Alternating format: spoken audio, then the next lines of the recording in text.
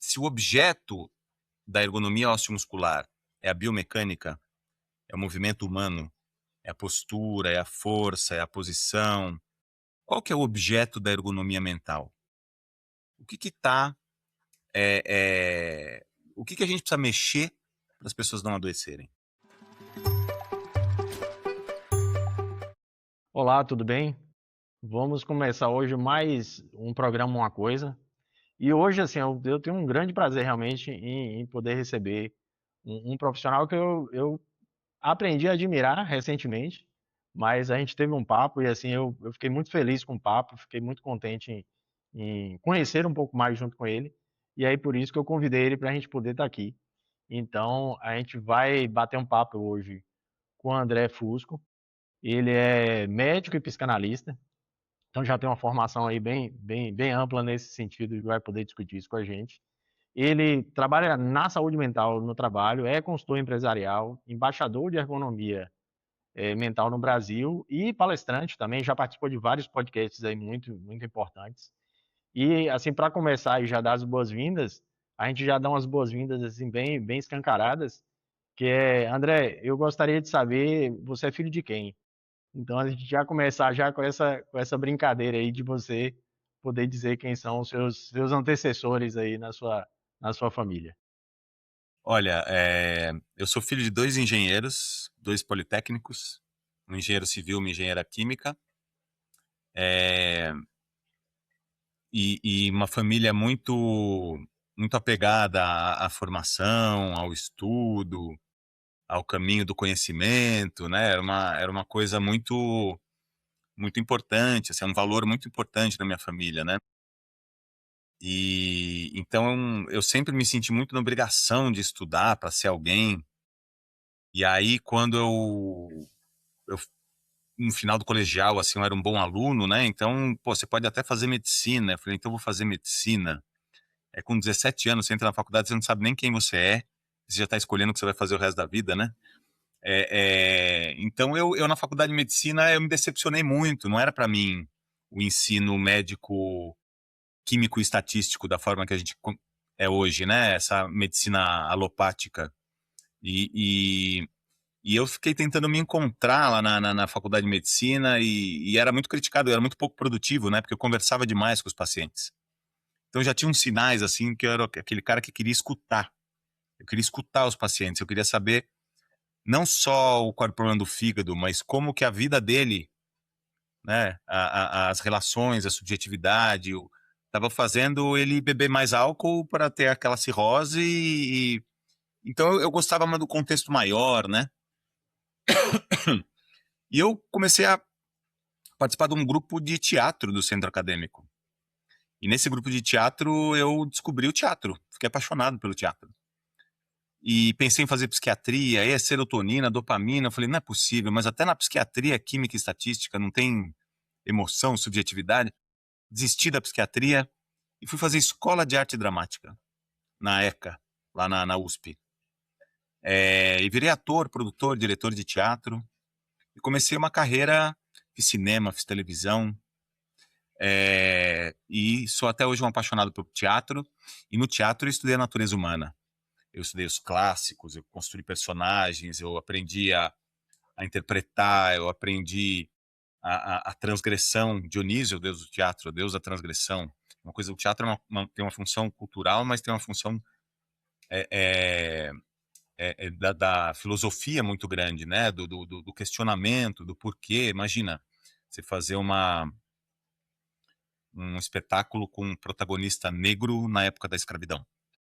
É uma transgressão, todo mundo fica chocado, né? E falando que absurdo, né? No final do espetáculo, na hora do agradecimento, tira a máscara, o ator é negro e era o protagonista. Que absurdo, né? Então, o teatro tem esse incômodo de falar de coisas difíceis, por isso que muita ditadura começa inibindo a cultura, né? Porque a cultura tem esse lado, isso me interessou muito. Só que para me sustentar, trabalhar com cultura no Brasil é um desafio, né? Para me sustentar, eu trabalhava em ambulatório de empresa. Eu era aquele médico que fazia o exame admissional, demissional, periódico. E, e comecei a entender a empresa como um organismo, tinha uma cultura, tinha um dialeto, tinha os processos, e eu ia criando vínculo, porque eu era o médico da empresa. E eu voltei para a faculdade e fiz a residência de medicina do trabalho, virei médico do trabalho. E aí, como médico do trabalho, eu comecei a ser o chefe de serviço, né? Aí eu que cuidava da área de saúde da empresa, eu comecei a passar por várias empresas, e comecei a me deparar com todo mundo muito doente, principalmente mentalmente. E muito preconceito, um entendimento muito superficial de tudo que estava acontecendo.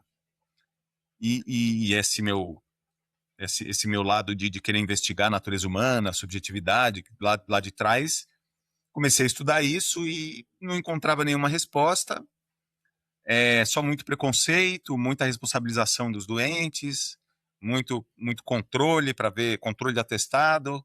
E aí eu encontrei um francês maluco, Christophe Dejour, maluco não, um cara genial.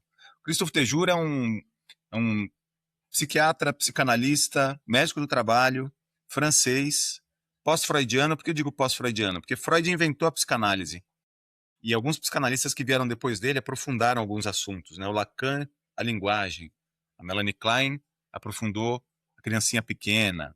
O Winnicott, que era um inglês, aprofundou a relação mãe-bebê, a importância da relação mãe-bebê. Laplanche foi bastante por aí também na construção do corpo erótico. E o Christophe Dejour aprofundou a psicanálise no trabalho.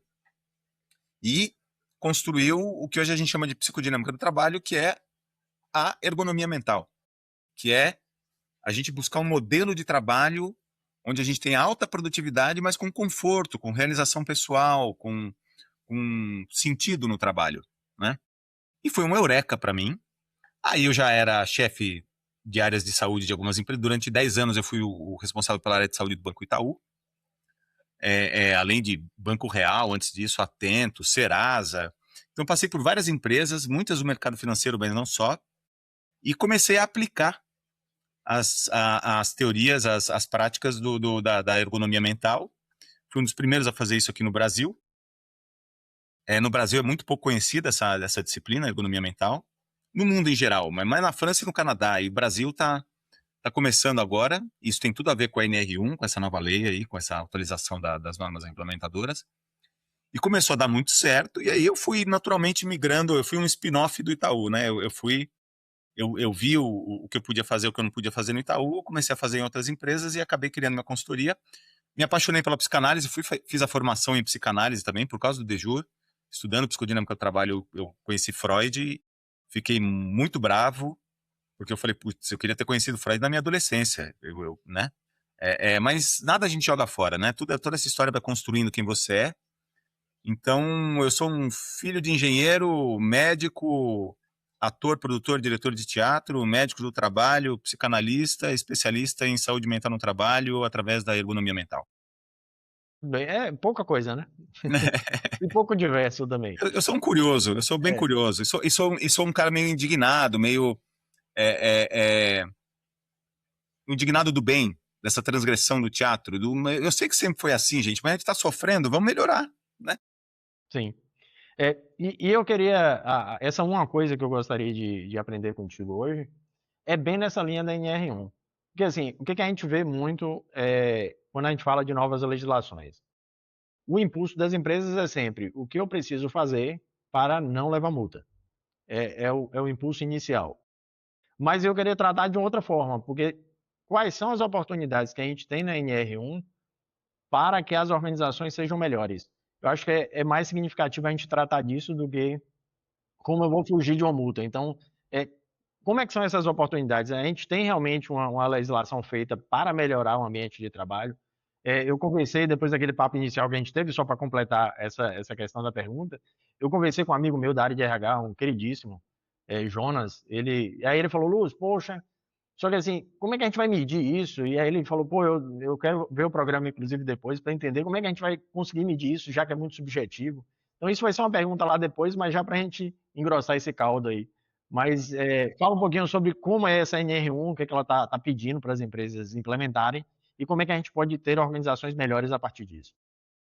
Se eu for bastante acadêmico, assim, em relação à ergonomia mental, eu responderia por Jonas, não é sobre medir, não é sobre quantificar. A subjetividade, ela não é quantificável. Você está sofrendo, mas você está sofrendo quanto? Você está triste? Você está triste quanto? Você está amando alguém? Quanto você ama essa pessoa? Você tem 2 filhos? Qual que você gosta mais? Quando a gente vai, a questão, e esse é um grande desafio, tanto das questões mentais no mundo do trabalho, como da, dessa atualização da NR1, né? Não é uma questão quantificável. Eu não vou dar uma resposta curta, tudo bem, Lúcio? Não, pode ser extenso, inclusive. Eu gosto de dar um contexto histórico para a gente entender o que está se passando e por que está tão difícil e por que a gente está nessa bateção de cabeça e nessa polêmica e nessa armadilha de cumprir a lei ao invés de entender o que está por trás dessa lei e a gente ser um pouco mais profundo. Então eu quero trazer um pouquinho dessa profundidade do assunto. Eu gosto de fazer um paralelo com as doenças osteomusculares. É um negócio que eu chamo de história natural das doenças ocupacionais. Quer dizer, é como as doenças ocupacionais costumam aparecer.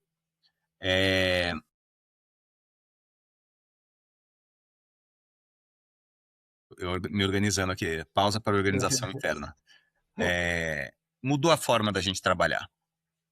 E a gente começou a surgir o computador. E aí a gente começou a ficar muito tempo sentado, a digitar muito, e se levantar pouco. E aí começou a aparecer síndrome do túnel do carpo, tendinite, bursite, cervicalgia.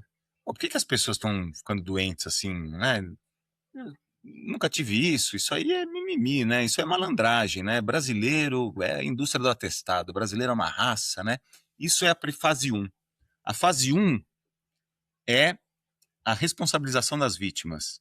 É a gente querer ver qual o problema de quem adoeceu. Qual a culpa, a responsabilidade, a predisposição de quem adoeceu. E isso é muito improdutivo, porque a gente fica responsabilizando as vítimas ao invés de ver o que está causando o problema, né? Aí a comunidade científica se organizou e inventou uma doença nova. Lerdort. Lesão por esforço repetitivo, depois doença osteomuscular relacionada ao trabalho. Que doença nova é Lerdort? Não é uma doença nova, do ponto de vista fisiopatológico. Porque é a mesma tendinite, bursite, síndrome do túnel do carpo, epicondilite, lombalgia, hérnia de disco, são as doenças osteomusculares, só que por esforço repetitivo ou relacionado ao trabalho.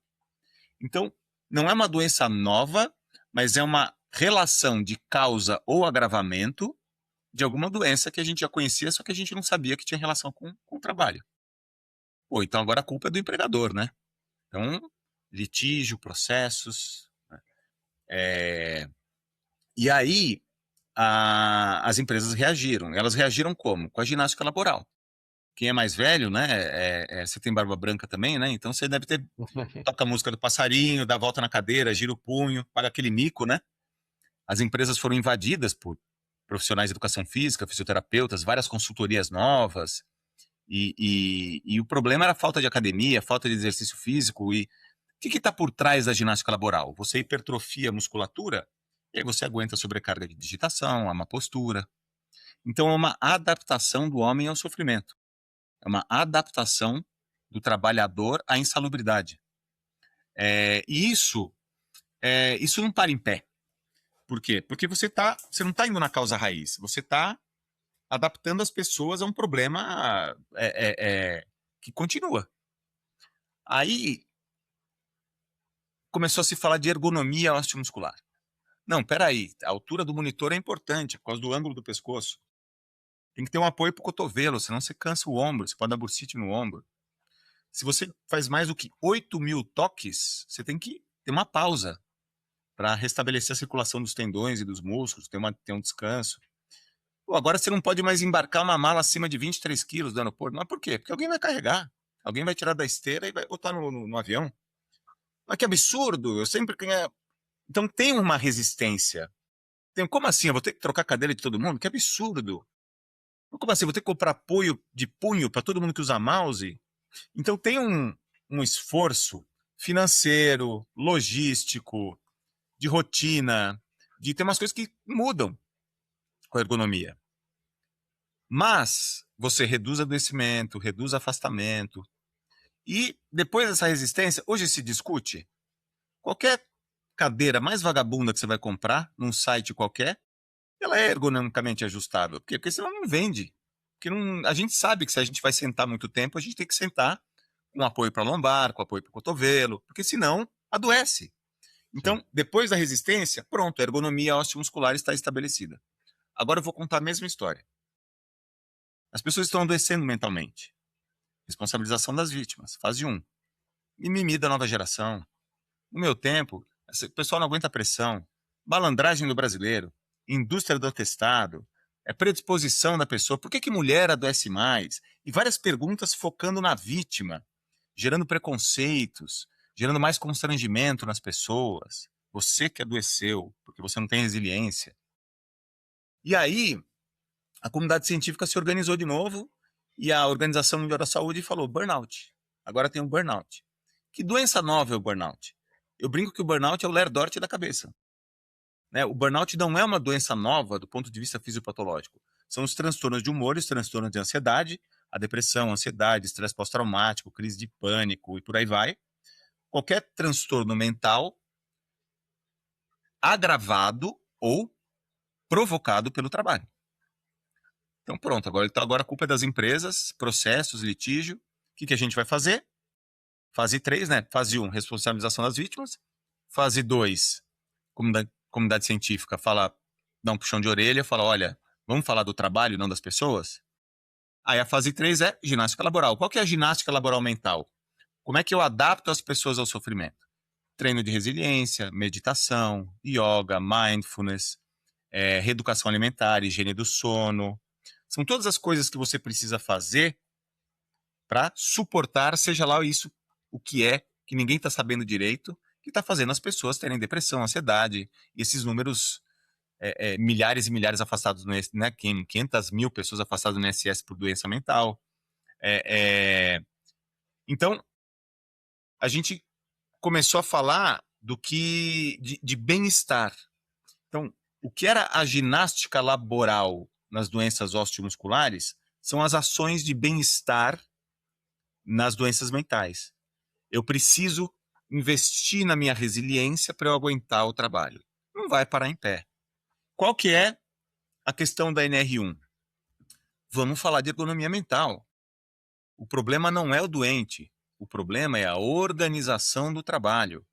É o que a gente precisa mudar no trabalho para que as pessoas não precisem ter tanta resiliência. Trabalho não é para ser suportado. Trabalho é para ser um lugar onde você exerce a sua profissão, onde você se realiza profissionalmente, onde você participa da sociedade gerando algum valor. Filho, o que você vai ser quando você crescer? Quer dizer, o trabalho é o que nós estamos sendo quando a gente cresceu. Então, o trabalho define muito do que a gente é. O trabalho é estruturante para o adulto. Então, o trabalho não é para ser sofrido. Tem sofrimento, mas é um sofrimento com sentido. É um sofrimento por uma causa, por um propósito, por uma construção de alguma coisa. Não é para ser aguentado. Isso surgiu na Revolução Industrial, né? Sim. Quando a Tem uma questão, André, só para complementar, né? Não complementar, mas só para fazer um comentário sobre isso que você falou. Há pouco tempo eu estava num evento do mestrado, e aí alguém chegou e fez um comentário assim, que a pessoa sente dor, né? Dó e tal. E aí uma das calouras chegou e pediu para a pessoa explicar, né? Falou, "Não, me explica um pouco dessa questão da dor." E aí a minha colega começou a explicar, eu falei, gente, eu queria só fazer uma parte aqui. E aí eu usei uma relação de criança, né? Eu falei, gente, quem tem filho aí, vocês já viram a dor do crescimento? É esse tipo de dor. Esse tipo de dor é saudável. é É a saudável. dor de que você está evoluindo, é a dor que você está Isso, buscando um objetivo. Não isso. é a dor do sofrimento, não é a dor do eu tô aqui me martirizando. Não, não tem Marte na história.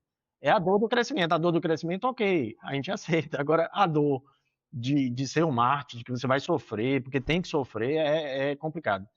Ademais, assim, somando essa questão, se você puder me trazer essa sua visão de como as novas tecnologias da comunicação, esse imediatismo, e como essa cultura da produtividade, tipo, maximizaram muito essa questão da doença mental. E eu ainda brinco, porque assim, minha avó viveu 105 anos. E aí ainda falava com o pessoal, falei, gente, ó, quando minha avó ia vender um gado, ela tomava a decisão de vender, ela mandava uma pessoa ir lá na fazenda, falar com o vaqueiro para separar a vaca, voltar, 2 dias depois ele voltava. Ela, tipo, hoje em dia não, quero vender. O cara já mandou um WhatsApp agora, já veio, já. E a cabeça girando em 10 mil rotações por minuto. Então, assim, como essas novas tecnologias e essa cultura, né, bem, não vou adjetivar, não, mas essa cultura da produtividade está deixando a gente mais doente. É, eu diria que não é a velocidade da tecnologia. Eu diria que é essa questão da produtividade pela produtividade. É o que a gente faz com a tecnologia, né? A gente pode usar energia atômica para fazer bomba atômica ou para fazer energia sem fim para a humanidade, né? A, a- é o que a gente faz com essa velocidade, a serviço do que está esta velocidade.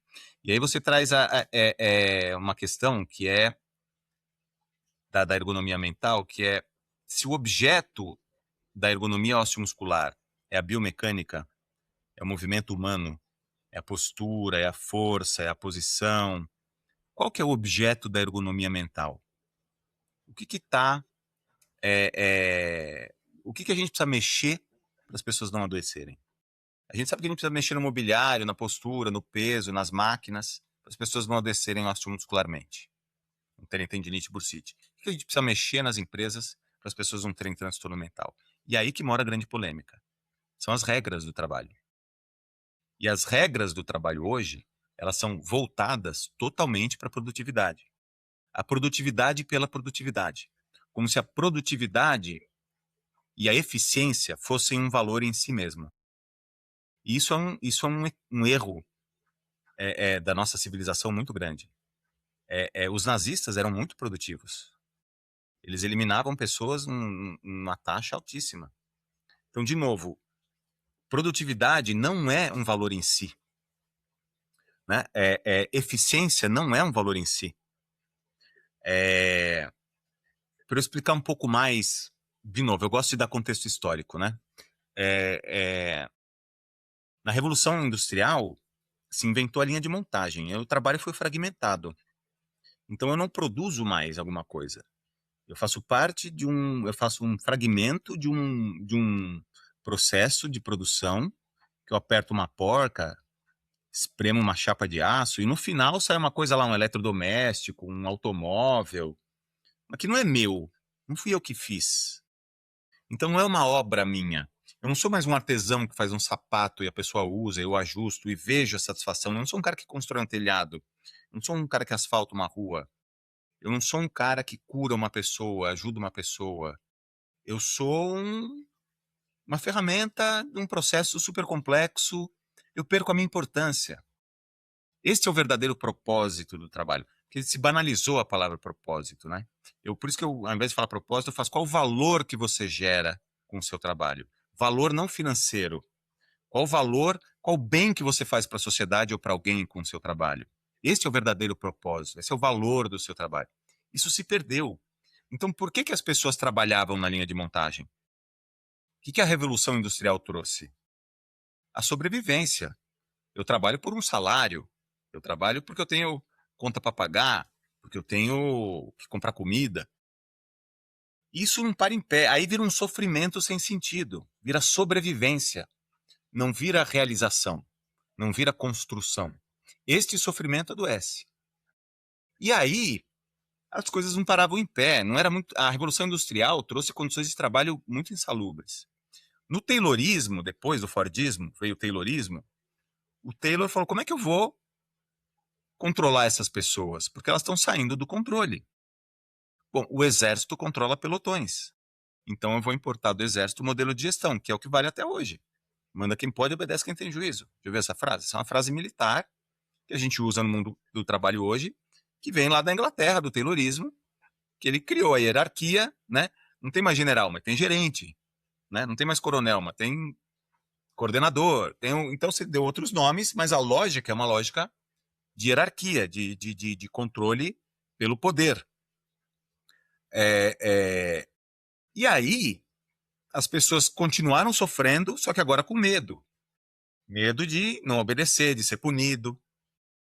E aí, isso foi gerando uma tensão social. movimentos sindicais. De novo, não parava em pé.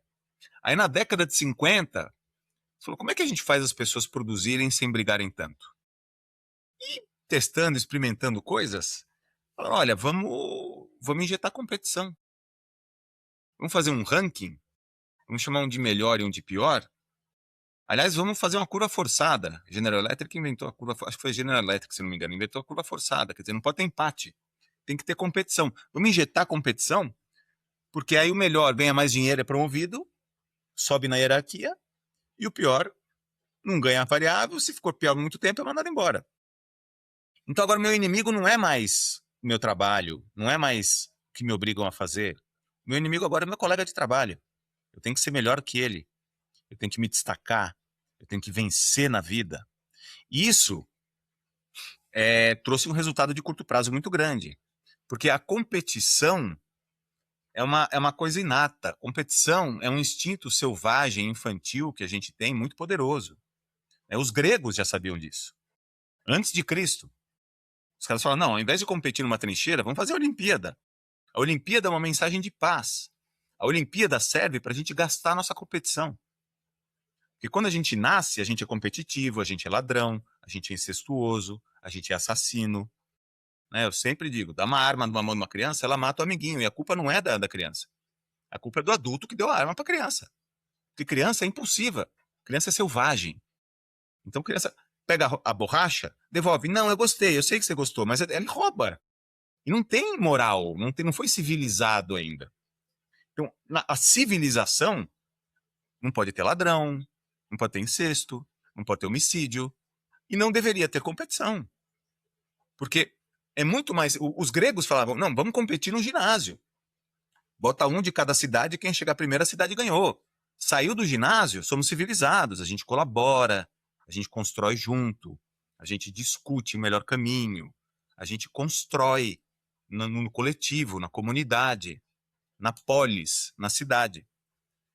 Mas, depois do Fordismo, do Taylorismo, lá na década de 50, falou, olha só, se a gente bota os caras para correr atrás da cenourinha, né? Chega para uma criança e fala, o último que chegar no carro, ela nem ouve o resto.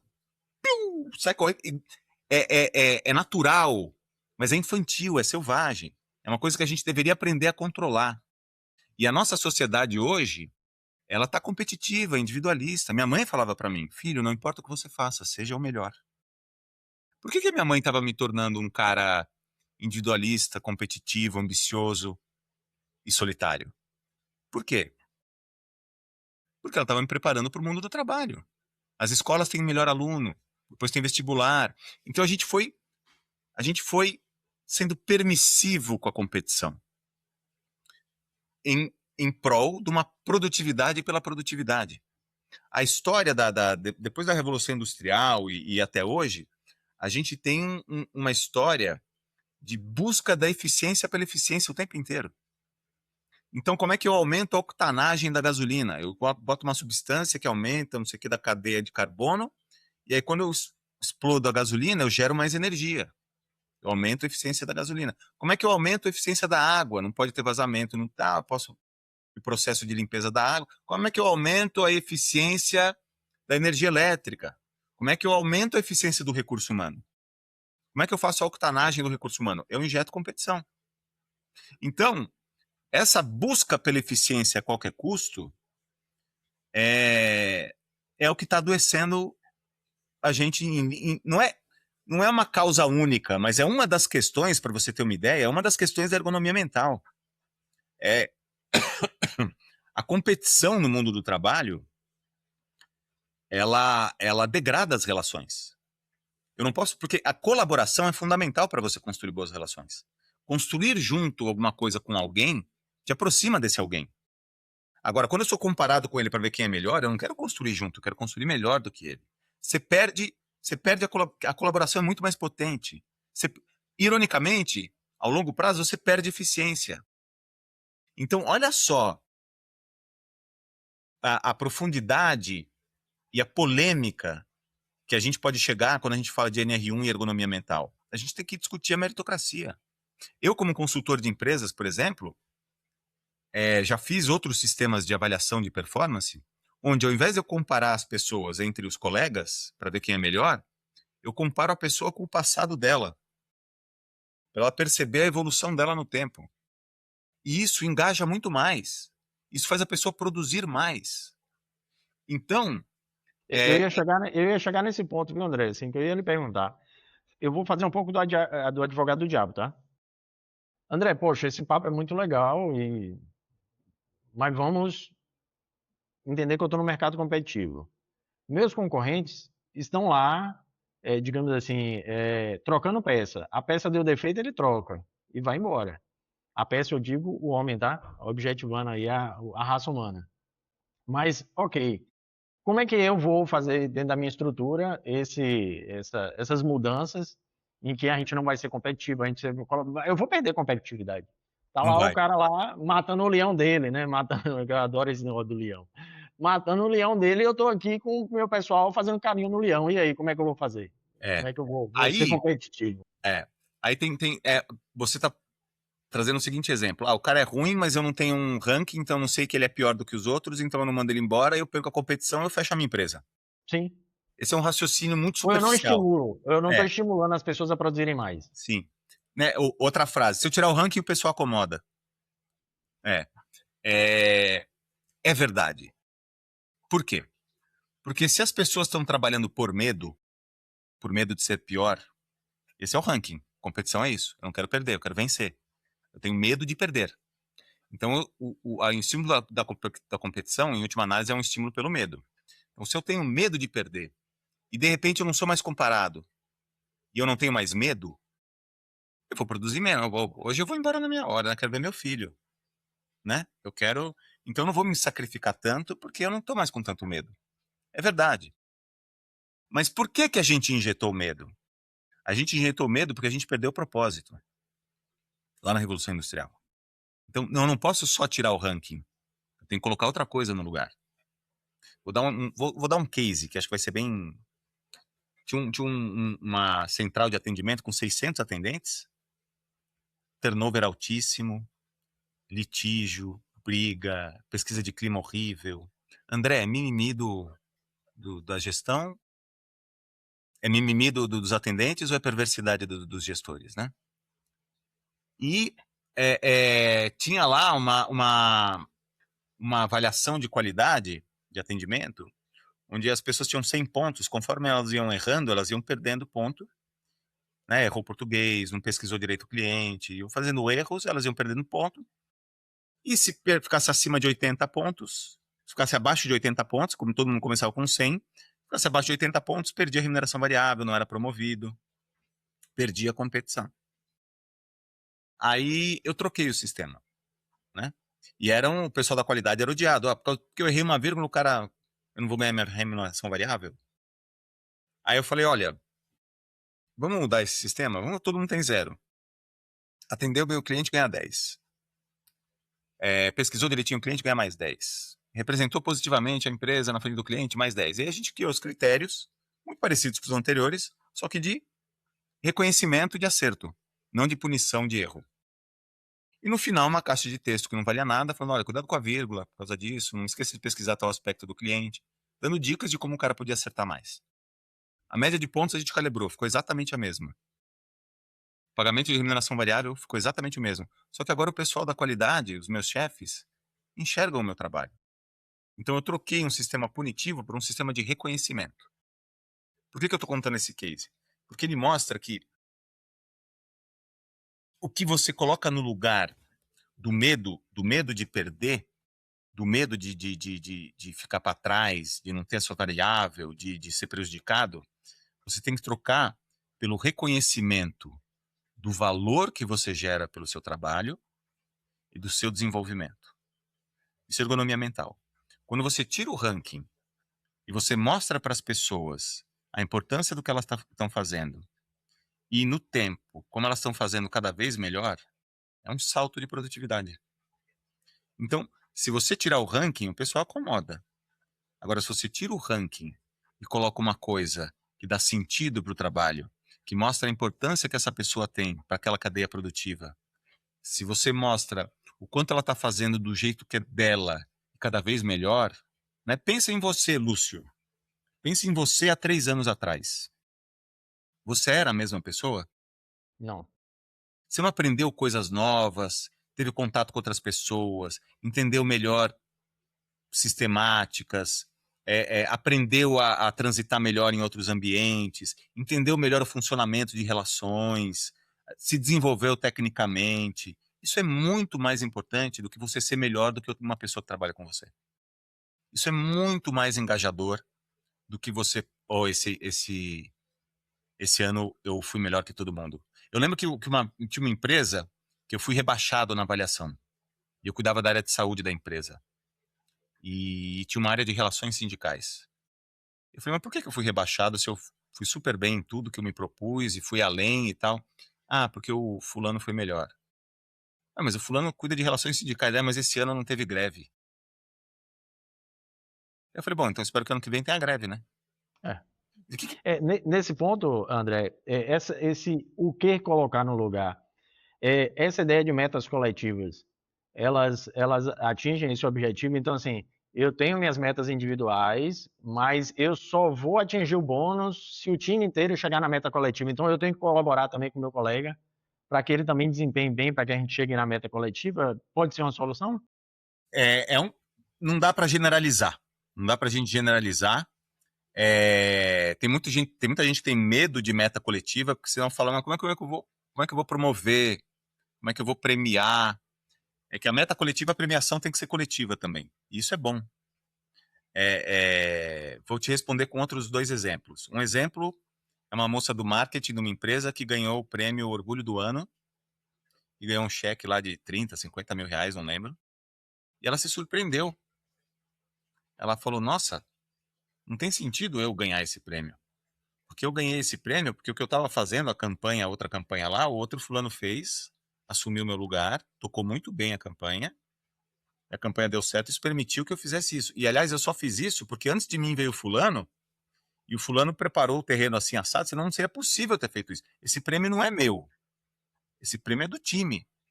E ela fez um Pix e distribuiu o prêmio para os colegas.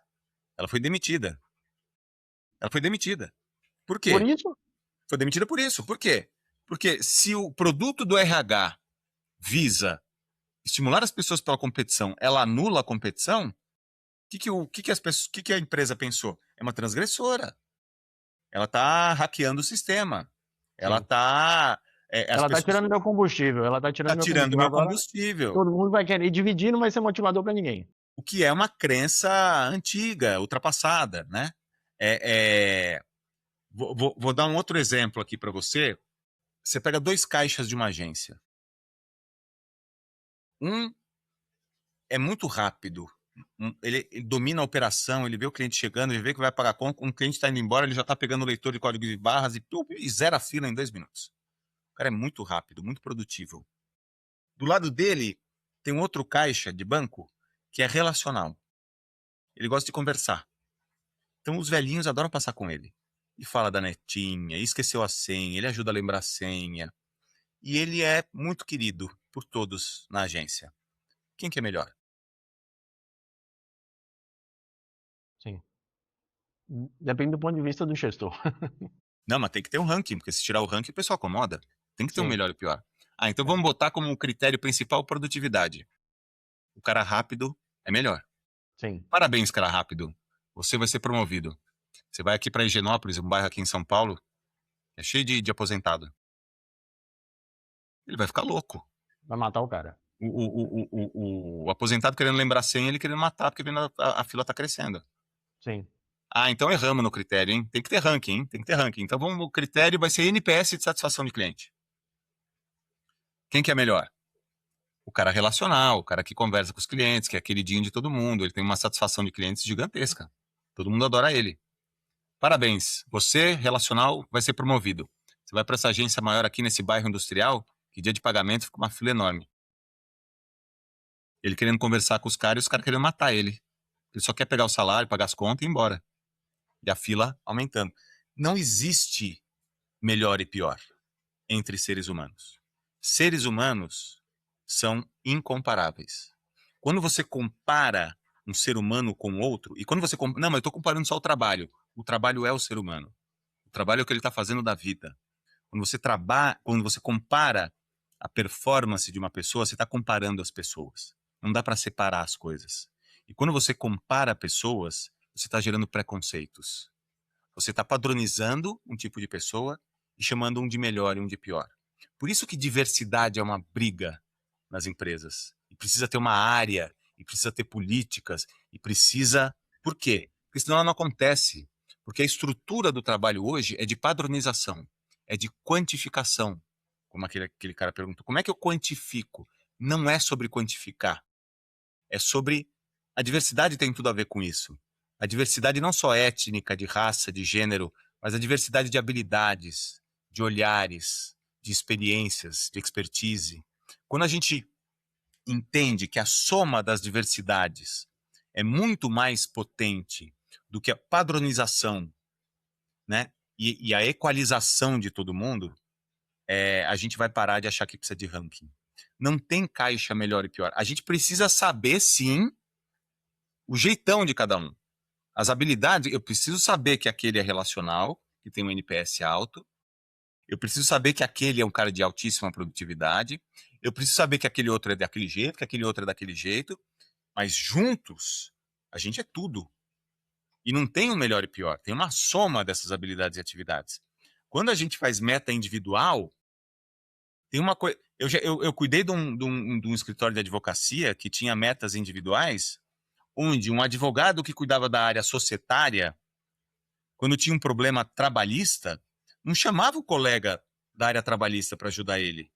Porque aí a pontuação, o resultado, a verba, o ganho ia para o outro. Então eu fazia uma coisa que eu não dominava, o que era pior para o meu cliente, não Sim. fazia tão bem feito como o meu par, que trabalhava no mesmo escritório de advocacia que eu. Quer dizer, você prejudica o resultado, você prejudica a reputação da empresa, você prejudica a sua própria reputação. Por quê? Você quer garantir o seu. Por quê? Porque a meta é individual, o resultado é individual, porque tem um melhor e um pior. Quando você fala, não, nós somos um escritório full service, então a gente tem que atender melhor o cliente. E o resultado é nosso. Porque, inclusive, quando a gente se vende como escritório. Senão a gente vai querendo... o pessoal, os sócios do escritório brincavam, a gente aqui é Uber. Cada um tem o seu carro e pega o seu passageiro. A gente Sim. só usa a plataforma escritório. Isso não é nada produtivo. Ao invés de eu dar o melhor para o meu cliente e, ao invés de resolver o problema trabalhista, fala, cara, você resolve esse problema trabalhista dele que eu estou resolvendo o problema tributário, contencioso, né? E aí você soma e aí você tem o melhor de cada um. Isso torna o escritório todo muito mais potente. Consequentemente, todo mundo mais potente. Então, é uma visão que a gente está acostumado. E aí vem essa polêmica da NR1, porque é essas coisas que a gente precisa discutir. E através da ergonomia mental, eu tenho cases, eu posso trazer vários exemplos aqui, que quando a gente... É assustador. É assustador. A gente só não faz isso hoje por desconhecimento, por tradição, por questões históricas, o Fordismo, o Taylorismo, o Toyotismo, cultura ágil, ranking, meritocracia. Meritocracia não é justa. Comparar seres humanos, olha que polêmico, né? Olha que polêmico. Você falar que meritocracia não é justa. Posso ser mais polêmico ainda, Lúcio? Deve. Aí Eu as pessoas gosto. falam, nossa, o que o Lúcio chamou esse cara? Esse cara é comunista, ele é contra a capital. Eu não sou, ele não é nada a ver, nada a ver. Mas olha só, para que serve uma empresa? Para dar lucro. Resultado para os sócios. Estamos doentes. Olha só que polêmico. Uma empresa não pode servir para dar lucro. Não pode. E isso não é comunismo, não é? Uma empresa, ela tem que ter lucro. Uma empresa sem lucro não é sustentável, não é viável. Eu amo lucro. Eu acho que lucro é fundamental, mas não é um objetivo em si. O lucro tem que ser consequência de um valor que você gera para a sociedade. É como você atender um cliente, não resolver o problema dele e ele te pagar mesmo assim. Você teve lucro, parabéns. Isso está na meta. Isso está na forma que o trabalho é organizado. Por exemplo, no setor bancário. Você tem uma meta de venda de produto, quer dizer, você endividar uma pessoa. 60% das pessoas endividadas no nosso país, e nós temos um alto índice de endividamento das famílias, 60% das pessoas endividadas estão endividadas no cartão de crédito. Isso traz muito resultado, muito lucro. Mas quem é o setor bancário? Quem é o banqueiro? Quem é o bancário? Quando, para ter resultado, ter lucro, ele está endividando as pessoas, aproveitando da ignorância delas. Porque uma pessoa que tem um mínimo de educação financeira sabe que você não fica devendo no cartão de crédito. Você faz um financiamento e quita. Né? Eu já peguei um faxineiro dentro de um banco chorando, porque ele me mostrou a fatura, falando, hoje o pagamento mínimo é maior que o meu salário. Aí eu falei, ô tio, vou com você na agência. Fui na agência, sentei, falei, gerente, tio, quanto você pode pagar por mês? Ah, R$300 eu consigo comprar comida, consigo... Então, gerente, pagando uma prestação de R$300 por mês, em quanto tempo você faz um financiamento para ele quitar esse cartão? Ah, em tanto tempo. Fizemos o financiamento, falei, tio, dá aqui o seu cartão. Quebrei o cartão, falei, tio, você não pode ter cartão de crédito. Deus te abençoe, meu filho. Eu ajudei uma família nesse momento. Por que ele estava endividado no cartão? Porque uma empresa serve para dar lucro. Não pode. É predatório. Faz mal. Adoece. Adoece o banqueiro. Adoece o bancário. O bancário, que tem uma meta de venda de título de capitalização, quando ele vende 2 títulos de capitalização para o mesmo idoso, que foi buscar a aposentadoria dele, e falou, ô meu filho, sobrou um dinheirinho da minha aposentadoria, eu queria investir. Só que ele precisa bater a meta dele. Aí ele fala, ô vovô, investe num título de capitalização. Aí depois vem o neto na agência, fulo da vida.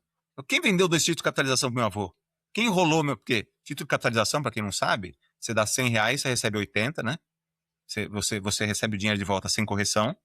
Só que tem um sorteio toda semana, todo mês, que você ganha uma grana. Quer dizer, título de capitalização, qual o valor do título de capitalização? O prazer da aposta.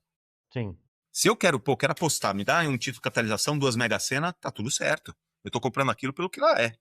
Eu tô dando lucro para a instituição, eu tô recebendo de volta o prazer da... E se eu ganhar, ainda ganho uma bolada, provavelmente não vai ganhar. Mas não é um investimento. Não é um investimento. Agora, para eu conseguir bater a minha meta de venda de título de capitalização, eu preciso provar para o vovô que é um investimento que ele pode até ganhar uma bolada. E quanto mais títulos de capitalização ele comprar, maior a chance dele ganhar a bolada. E aí vem o neto, fala, quem vendeu 2 títulos de capitalização pro meu avô? Ah, foi esse caixa, eu mando o caixa embora. Eu batendo no computador, chacoalhando tudo. Aí manda o caixa embora. Mas a meta de venda de descapitalização, quer dizer, o foco no lucro a qualquer custo, está adoecendo o caixa, que é mandado embora, ou, mesmo quando ele não é mandado embora, ele chega à noite e lembra do velhinho. Eu já vi caixa de banco voltar chorando para a agência para cancelar a venda. E o gerente da agência fala, não, você é louco, ou você ou ele. Um trabalho que fala para uma pessoa, ou você ou ele, não é um trabalho saudável. É um conflito ético-moral. Então, quando eu foco no valor que eu tenho que gerar para alguém, quando eu foco no propósito, o lucro vem. E ele vem de uma forma mais sustentável no tempo. Então, pegando o exemplo do caixa, qual deveria ser a meta de um bancário? Saúde financeira do cliente. Fidelização do cliente. Satisfação do cliente. Não venda de produto. Sim. E olha que polêmico. E tem muita gente que, assim como fala, não, se eu tirar o ranking o pessoal acomoda, se eu tirar a meta de venda o pessoal não vende. Mentira. Um bancário se orgulha de ajudar uma pessoa com financiamento a adquirir a casa própria. Um bancário se orgulha de vender um cartão de crédito que vai facilitar a logística de fazer compras e vai permitir a pessoa fazer compras na internet e vai permitir ela não ficar precisando andar com dinheiro e vai trazer segurança, porque se roubarem um cartão, ele avisa o banco e bloqueia o cartão. Então, o setor bancário pode gerar muito valor para a sociedade. O setor bancário deveria ser o guardião da saúde financeira das pessoas. E hoje, 60% das famílias endividadas estão endividadas no cartão de crédito. Então E vira muito uma... por conta dos bancos. Hã? E muito por conta do sistema bancário. que que visa, estimula, né? Que que visa estimula o e tudo. lucro, que visa o Sim, lucro, que visa o lucro, é isso. O ápice disso é o Vorcaro, que é um executivo, só que ele rouba. Ué, mas você endividar as famílias brasileiras do cartão de crédito não é um roubo também? Olha que polêmico. sim. Só que é legalizado. Então enfim, a questão é, a gente precisa discutir essas, assim como a gente ficou indignado de não poder embarcar uma mala acima de 23 quilos, tem gente que fica indignada quando me ouve falar, uma empresa não serve para dar lucro, gente. Uma empresa tem que ter lucro, mas ela tem que gerar valor para a sociedade. Senão, quem está trabalhando está vendendo alma ao diabo. Sim. Porque assim, na origem, a empresa tem uma função social, né? Então, assim, às vezes não. O pessoal esquece, né? Foi desvirtuado ao longo do tempo. Não, eu tenho uma empresa por quê? Porque eu preciso ganhar dinheiro, porque eu quero maximizar meus lucros e não com sua função social, né? Que é um dos pontos aí que a empresa deveria ter. André, eu anotei várias coisas. Muita coisa. Eu anotei aqui da gente falar da escala 5x2, o quanto isso é prejudicial. Eu botei em empatia, porque tem umas questões de empatia também que me pega muito, assim, que o pessoal quer para ele, mas para o funcionário não quer. Tem a histeria coletiva da IA agora também, porque isso deve estar prejudicando bastante, porque está todo mundo com medo, não sabe se vai ter, a sua profissão vai ser roubada por uma IA. Mas, infelizmente, a gente já está, o nosso tempo já acabou. Isso É, está me adoecendo aí você vai me as permitir, duas abas. eu vou te contar uma outra história, que mostra porque essa competição no trabalho, o Christopher Dejour chama isso de centralidade no trabalho. A lógica do trabalho, ela ecoa, ela reverbera na sociedade. Né? Por isso que minha mãe falava para mim, não importa o que você faça, seja o melhor. Né? Eu falei, mudou, tá, mãe? Não importa o que eu faço, tenho que fazer uma coisa que eu acredito, junto com as pessoas que acreditam na mesma coisa que eu. É, é, isso é muito mais potente, muito mais Eu acho que produtivo. eu acho que é só tirar o artigo agora, né? Porque não seja o melhor. No que você quer que você faça, seja melhor. Então, tira o artigo, ficou ótimo. Exatamente, seja melhor que você mesmo. Evolua, cresça, se desenvolva, isso é ótimo. Agora, um amigo meu, é um fotógrafo, o Renato, ele passa meses do ano no Xingu e leva pessoas para o Xingu, e, e ele é um entusiasta da cultura indígena, né? E ele trouxe duas pessoas do Alto Xingu para conhecer a cidade grande do Homem Branco. E, e aí eles ficaram atônitos, assim, meu Deus do céu, olha o poder olha esses edifícios, olha os carros, a velocidade, mas olha o desmatamento também, olha que e estavam intrigados e fazendo o juízo de valor deles ali da sociedade do homem branco. E aí o Renato falou, vou mostrar uma feira de rua para vocês. Aí os dois falaram, nossa, o que é feira de rua? É onde tem frutas, verduras. Cara, o homem branco é muito poderoso mesmo, né? Tem um lugar, essa selva de pedra, onde tem fruta que é uma dádiva da natureza, ele consegue juntar. Queremos ver, vamos ver. Aí o Renato falou, ó, vamos lá. Aí os dois indígenas do Alto Xingu. Olha, tem uma criança suja no chão ali, ó, pegando comida do chão. Ah, é um garoto de rua. Mas vamos lá, vou mostrar a feira pra... Não, Renato, o garoto tá pegando comida do chão e tá em cima, tá cheio de fruta boa. E ele tá pegando. E ele tá sujo, tá magro, parece doente. Às vezes o pai tá desempregado, a mãe tá desempregada, às vezes é órfão, né? É uma situação, realmente, é um problema social que a gente tem. Então, mas vamos lá, eu vou mostrar para você. Renato, tem uma criança com cara de doente, comendo coisa podre no chão, cheio de fruta boa em cima. Tá todo mundo vendo e ninguém tá fazendo nada. A gente não vai entrar nesse lugar. Como eles são selvagens, né? É esse individualismo, essa competitividade, a gente precisa garantir, eu preciso garantir o meu. E a gente está perdendo esse senso, porque nós, seres humanos, somos completamente interdependentes. Inclusive, quando você estuda a evolução do Homo sapiens, o Neandertal, qual era a grande evolução entre as raças humanas? Qual era a grande evolução que fez um ser melhor que o outro, um prosperar, o outro não? A capacidade de criar laços, de colaborar, de ajudar, de apoiar. né? Esse senso de conexão com as coisas, esse poder que nós temos de, de ter compaixão, empatia, de entender as coisas, de se envolver com as coisas. Quando a gente se envolve e se conecta, a gente é muito mais forte. E a gente e nós, seres humanos, somos completamente interdependentes. A gente precisa do outro para perceber que a gente é. Agora, nós estamos numa fase de muito desenvolvimento. Nós estamos nos desenvolvendo. E eu acho que a gente deveria ir no sentido de nos envolver com as coisas, com as pessoas, e não produzir e ser eficiente pela produção e pela eficiência, sem perder o valor das coisas, a conexão entre as coisas, a interdependência entre os seres humanos. Você, quando faz mal para alguém, você está fazendo mal para sua comunidade, para você mesmo. Então, você ficar chateado com o barulho do show, vendo que centenas, milhares de pessoas estão usufruindo daquele... Por que você não olha para aquelas pessoas e fica feliz, vendo que aquelas pessoas estão curtindo, né? Então, isso que você traz tem tudo a ver com a NR1, tem tudo a ver com a centralidade no trabalho, com a doença que a gente está vivendo hoje, porque a gente quer sobreviver, a gente quer ganhar um salário, pagar conta e ser mais rico um que o outro, e a gente está virando predador da gente mesmo. A gente está perdendo a conexão com as coisas. Então, esse é o grau de profundidade que a gente pode chegar quando a gente fala da NR1, que não é sobre multa, é sobre milhares de pessoas que estão adoecendo no trabalho, porque o trabalho está sem sentido. O trabalho está para eu gerar lucro para uma empresa e eu nem acredito naquilo que eu estou fazendo. O trabalho virou uma obrigação, virou um sofrimento sem sentido. Então, enfim. Mas, Lúcio, estou à sua disposição. Quantas vezes você quiser conversar, fiquei muito feliz com o seu convite, fiquei muito feliz com a sua percepção das coisas.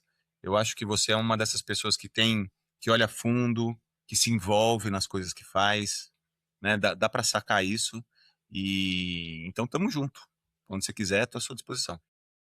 Eu que te agradeço, André. Assim, é, digamos assim, eu fiquei muito feliz quando você aceitou aquele convite para o primeiro papo lá pelo LinkedIn. Eu sou muito relacional, né? Eu falo para as pessoas que a gente, o ser humano é tão frágil que, assim, se a gente, quando a gente nasce, a gente for solto na floresta, a gente não passa de um dia, né? Então, Totalmente. assim, a gente é muito frágil, a gente precisa do outro. Eu tenho essa sensação de que a gente está se distanciando muito, as relações estão muito Exatamente. utilitaristas, né? Então, assim, eu só vou conversar com o André se ele me trouxer alguma coisa. E a gente perdeu essa sensação do prazer de compartilhar com os outros que a gente conhece, compartilhar momentos como esse, né? E a gente bater um papo. E realmente, assim, pelo que a gente conversou aqui hoje, pelo que a gente tinha conversado no outro dia, dá uma esperança de que após a NR1 e que as empresas realmente levem a sério esse processo, a gente tenha organizações melhores, né? A partir daí, para a gente É, poder é. realmente desenvolver. Vamos ver. Estou fazendo a minha parte aqui. Eu espero que as pessoas entendam o que está por trás da NR1. Tem muito desconhecimento técnico. Essas coisas que eu falei de economia mental, conheço no Brasil 5 ou 6 pessoas que sabem aplicar isso de forma tecnicamente correta e que gera o resultado esperado. Tem muita empresa querendo quantificar e aplicar o questionário para resolver e não pagar multa. Isso é muito triste. Então, por isso que eu participo dessas conversas e adoro conhecer pessoas como você, porque me dá esperança também da gente fazer a coisa direito e vai ser e é bom para a empresa. É uma redução de custo gigantesco, um turnover, litígio, tributação do INSS, né, o SAT, o FAP, sinistralidade de plano de saúde, é tanta coisa boa que é altíssima produtividade, produtividade sustentável, pesquisas de clima super. Aqui a gente não trabalha, aqui a gente é uma família. E claro que não é uma família de verdade, mas se a gente for nesse sentido, é bom para a empresa, né? Bom para o empregado, bom para o empregador, bom para o cliente e bom para a sociedade. Então a NR1 eu acho que é um primeiro passo, tá se encontrando muita resistência ainda, mas quando a gente entender exatamente do que a gente está tratando, da profundidade desse assunto, eu acho que pode ser uma revolução social. Muito bom, muito bom. Adorei o papo.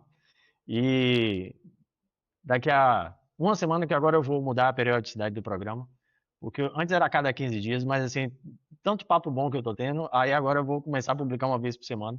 Então, na próxima semana, a gente vai ter mais uma pessoa aqui que a gente vai trazer para poder conversar E muito obrigado, André. Fique com Deus e que seu trabalho, você continue fazendo esse bom trabalho aí nas empresas, que a gente possa ter ambientes mais saudáveis aí para a E, gente poder trabalhar. e se alguém quiser me encontrar, www.andrefusco.com.br. Estou no LinkedIn também, André Fusco. Tem meu YouTube, tem o meu Instagram profissional, Dr. André Fusco. Procurem, se o assunto for esse, estamos à disposição. Eu vou colocar aqui nos comentários aqui todos os canais para a gente poder realmente se Obrigado. conectar e espero que a gente possa ter outras oportunidades de compartilhar juntos também. Quando você quiser, estou à sua disposição, Lúcio. Um grande abraço, meu irmão. Um abração. Tchau, tchau.